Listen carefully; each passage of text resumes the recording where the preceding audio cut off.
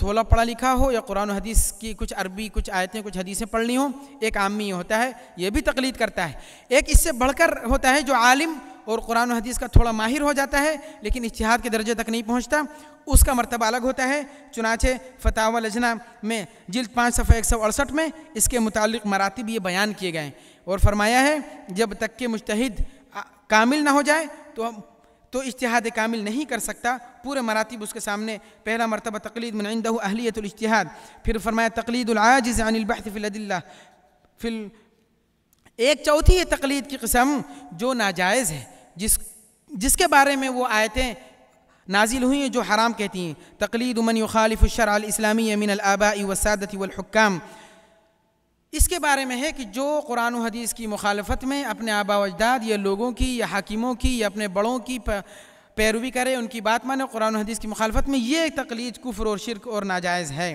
اسی طرح سے ایک فتوے میں پوچھا گیا ان التقلید کفر مطلق، تو جواب میں فرمایا فتاوی لجنہ دائمہ جلد 5 صفحہ 170 لیس کل تقلید کفرا باطلاق او فسقا او شرکا، واضح طور پر باتیں سامنے ہیں۔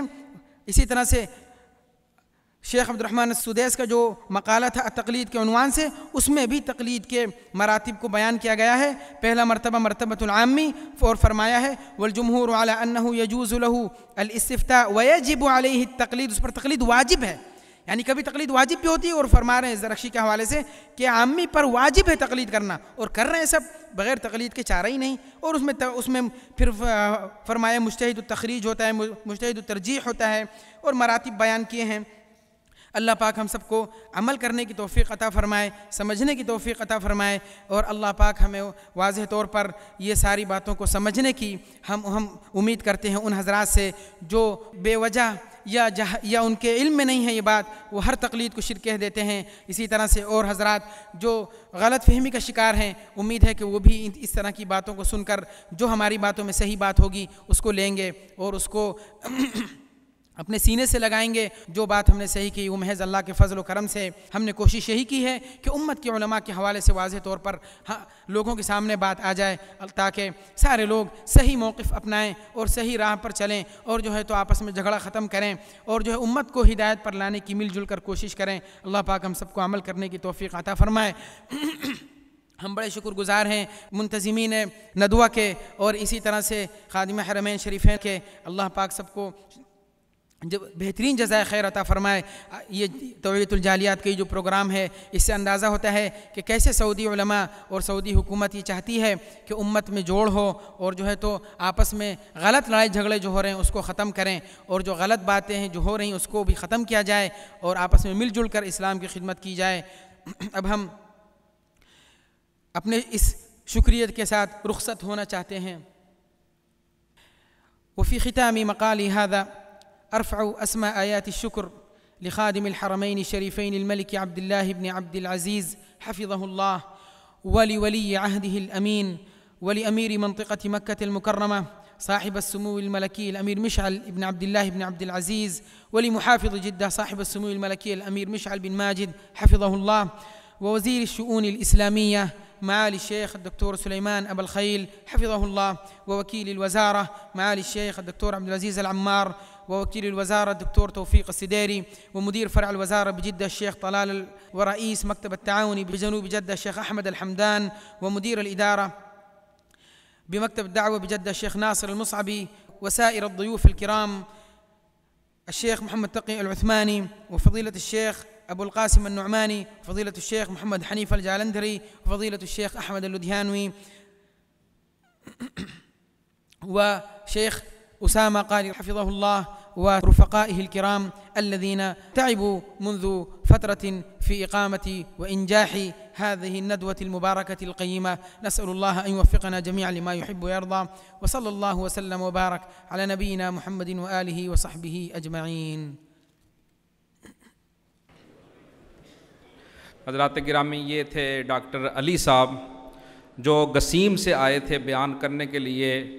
تو بیانات کے بعد آپ حضرات نماز پڑھ سکتے ہیں، باہر قالین بچھے ہوئے ہیں، حمامات بھی ہیں۔ تو ایک دو اعلان میں کر دوں مختصراً۔ ایک تو یہ ہے کہ تقریباً 3 سال سے ہمارے یہاں اسی حال میں ہر جمعرات کو دروس چل رہے ہیں۔ تو انشاءاللہ آپ حضرات سے گزارش ہے کہ آپ ہر جمعرات جو قریب کے لوگ ہیں ہر جمعرات یہاں تشریف لایا کریں اور مختلف علماء کرام کے یہاں آ کر دروس سماعت کیا کریں۔ اور دوسرا یہ ہے کہ سیمینارز کا سلسلہ جو شروع کیا گیا ہے ائمہ اربعہ کے لیے، اس کا یہ سلسلے کا پہلا سیمینار ہے۔ اس کے بعد انشاءاللہ حضرت امام مالک، حضرت امام احمد بن حنبل، حضرت امام شافعی رحمہم اللہ پر سیمینارز منعقد کیے جائیں گے۔ اور تیسرا اعلان یہ ہے کہ یہاں سے بیانات جب اجتماع یہ ختم ہو تو وہ پیچھے والا دروازہ تمام حضرات استعمال کریں، یہاں سے جانے کی کوشش نہ کریں، پچھلے دروازے سے جائیں۔ تو اب میں آخر میں کونسل جنرل جناب عالی جناب آفتاب کھوکھر صاحب سے گزارش کرتا ہوں کہ وہ یہاں تشریف لا کر خطاب فرمائیں۔ تمام حضرات سے گزارش ہے کہ بیٹھے رہیں، ابھی دیر واقعی بہت ہو گئی ہے، نماز بھی پڑھنی ہے۔ ان کا بیان انشاءاللہ بہت مختصر ہوگا، آپ حضرات بیٹھ جائیں سب۔ السلام علیکم جی، بہت شکریہ جناب کونسل جنرل صاحب، ہماری گزارشات پر بڑی دور سے اپنے مصروفیات چھوڑ کر تشریف لائے ہیں، اس لیے آپ حضرات سے گزارش ہے کہ 2 منٹ بیٹھ جائیں، ذرا بیان سن کے جائیں۔ اعوذ باللہ من الشیطان الرجیم، بسم اللہ الرحمن الرحیم۔ سب سے پہلے تو میرا وعدہ ہے کہ جی 1 سے 1.5 منٹ سے زیادہ نہیں لگے گا، کہ مجھے وقت کی کمی کا احساس بھی ہے۔ آج کے اس سیمینار کے انعقاد اور خاص طور پہ اس کا سعودی حکومت کی سرپرستی میں ہونا، سعودی حکومت کی اجازت سے ہونا، اس چیز کا آئینہ دار ہے کہ امام اعظم ابو حنیفہ کی جو ان کے افکار ہیں، ان کا جو کردار ہے اللہ اور اس کے رسول کے پیغام کو ہم تک پہنچانے میں، اس پہ پوری مسلم امہ ایک ہے۔ یہی ان کا پیغام تھا جو ہم تک پہنچا، اور خاص طور پہ جو جید علماء کے ساتھ بیٹھنے کا موقع ملا، ان کی باتیں سننے کا موقع ملا، یہ بہت بڑی سعادت ہے میرے لیے ذاتی طور پہ۔ اللہ تعالی ہمیں آئندہ بھی یہ موقع میسر کرے کہ ہم ان کی باتوں کو سنیں اور خاص طور پہ ان پہ عمل کریں۔ عمل سے ہی آگے چلیں گے، کیونکہ آج کل جو ہم امت مسلمہ اور خاص طور پہ پاکستان میں جو انتشار کا شکار ہیں، اور چند دن پہلے جو پشاور کا واقعہ ہے، اس کے بعد بھی ہمیں اگر ہم نہ جاگیں تو ہماری کوتاہی ہے، ہماری جہالت ہے۔ پشاور کے واقعے میں اور آج کے سیمینار میں جو مشترکہ چیز یہی ہے کہ ہمیں اللہ اور اس کے رسول کے افکار پہ عمل کرنا ہے، اور اپنے درمیان جو تفرقات ہیں اس کے اوپر اس سے درگزر کرنا ہے، کیونکہ اگر ہم اختلافات دور نہیں کریں گے تو جو ہمارے مخالفین ہیں اس کا فائدہ اٹھائیں گے، اور جو پشاور میں واقعہ ہوا ہے اس کا لیبل لگا طالبان پہ، وہ سراسر اسلام کے خلاف ہے۔ اور حکومت پاکستان نے جو اس چیز کا اعادہ کیا کہ ہم دہشت گردی کو جڑ سے اکھاڑیں گے، اور اس میں پوری قوم اکٹھی ہے، سیاسی اکابرین، مذہبی علماء، اور سب لوگ اس پہ اتفاق کرتے ہیں کہ ہمیں اس برائی سے جان چھڑانی ہے۔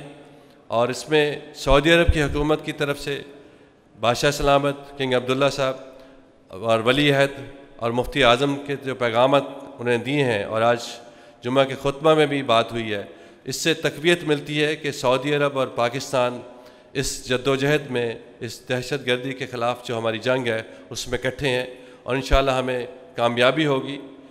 اور آخر میں یہ کہوں گا جو قاری اسامہ صاحب ہیں ان کے شکریہ کہ انہوں نے اس تقریب کا اہتمام کیا، مفتی ابوالقاسم نعمانی صاحب ہیں، جلندری صاحب کی باتیں، اور جو انہوں نے ایک بات خاصیت پیش کی، اور لدھیانوی صاحب، جلندری صاحب، ایک جو بات مجھے لگی کہ جو ان کی شہادت ہوئی امام ابو حنیفہ کی، جیل میں ہوئی، زہر کا پیالہ پینے سے ہوئی، تو میں نے آج جانے سے پہلے کچھ کوشش کی مطالعہ کروں تو یہ پوائنٹ سامنے آیا، تو اس میں یہ تھا کہ جب انہیں پتہ احساس ہوا کہ زہر ہے تو وہ سجدہ ریز ہو گئے، تو اس میں بھی انہوں نے اپنی آخری وقت میں اللہ کے اطاعت میں وہ لمحات گزارے۔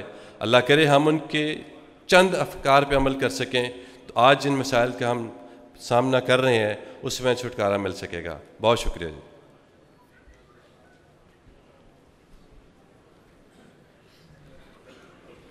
یہ تھے قونصل جنرل پاکستان جناب ڈاکٹر آفتاب صاحب کھوکھر صاحب۔ ہم ان کے بہت شکر گزار ہیں کہ آپ نے گوناگوں مصروفیات میں سے انہوں نے وقت نکالا. اور حضرات سامعین، جیسا کہ میں نے عرض کیا ہے، اعلانات آپ کے سامنے کر دیے ہیں، تو اب آخری گزارش یہ ہے کہ اب اکابرین سے مصافحہ کرنے کے لیے آگے نہ بڑھیں. آپ لوگ بزرگوں کا یہ حکم ہے کہ ان سے مصافحہ آج نہ کیا جائے، پچھلا دروازہ استعمال کرتے ہوئے چلے جائیں. اور نماز کو دیر ہو رہی ہے، نماز پڑھ لیں جلدی سے. اللہ تبارک و تعالی آپ سب کی تشریف آوری قبول فرمائے. بہت بہت شکریہ آپ کے آنے کا. مطیع فرمان مصطفیٰ ہے امام اعظم ابو حنیفہ. مطیع فرمان مصطفیٰ ہے امام اعظم ابو حنیفہ. مطاع سادات و اتقیاء ہے امام اعظم ابو حنیفہ. امام اعظم ابو حنیفہ. امام اعظم ابو حنیفہ. فقیہ کامل صدوق عادل ثقہ محدث ہے مجتہد وہ. فقیہ کامل صدوق عادل ثقہ محدث ہے مجتہد وہ. سواد اعظم کے پیشوا ہے امام اعظم ابو حنیفہ. سواد اعظم کے پیشوا ہے امام اعظم ابو حنیفہ. عجب ہے فہم حدیث ان کا ہے ٹھوس فقہی اصول ان کے. عجب ہے فہم حدیث ان کا ہے ٹھوس فقہی اصول ان کے. قیاس عقلی میں حق نما ہے امام اعظم ابو حنیفہ. قیاس عقلی میں حق نما ہے امام اعظم ابو حنیفہ.